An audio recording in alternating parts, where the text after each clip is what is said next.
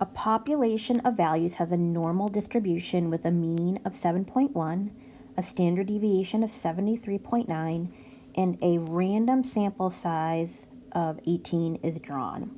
We have two parts to this question. Part A says find the probability that a single randomly selected value is between negative 39.9 and 6.8. So because of the way that this is labeled, this is supposed to be for a specific value of x. So when we look at that normal distribution, this is the distribution for x's where the mean is 7.1 and our standard deviation is 73.9. Now for the second part, notice that it's asking about the mean.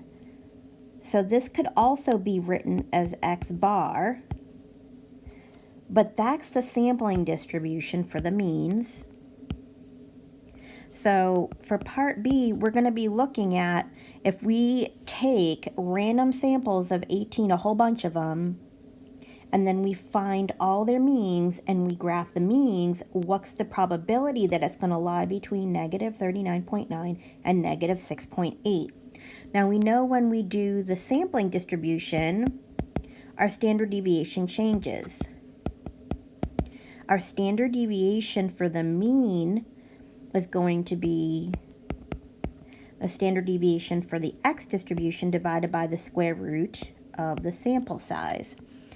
So I'm going to take my standard deviation for x's and I'm going to put in 73.9 and I'm going to divide that by the square root of 18, and that is going to give me my standard deviation for the sampling distribution. So for part A now, this is specifically for finding the probability that it lies between two values for the x's, the individual values of x's. So we're just going to do normal CDF. We're going to put in our lower limit, which is negative 39.9. We're going to put in our upper limit, which is negative 6.8. We're going to put in our mean, which is 7.1, and our standard deviation, which is 73.9. When you put that in on the calculator and you round it to 4 places, you're going to get 0.1630.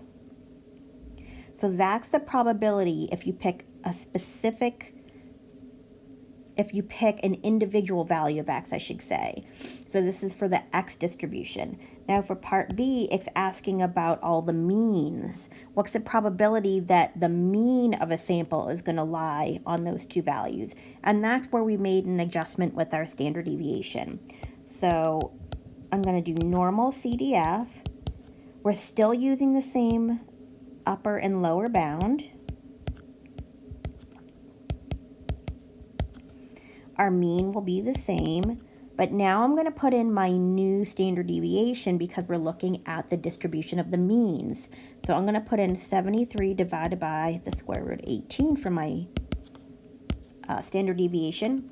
Now when I put that in on the calculator, I get 0.2089 when I round to 4 decimal places. Now I highly recommend that you put it in as a fraction as 73 over the square root of 18, because if you calculate that first and round it, and then you enter it into normal CDF and round it again at the end, it might throw your answer off. So I would put it in all at once and wait to round at the end.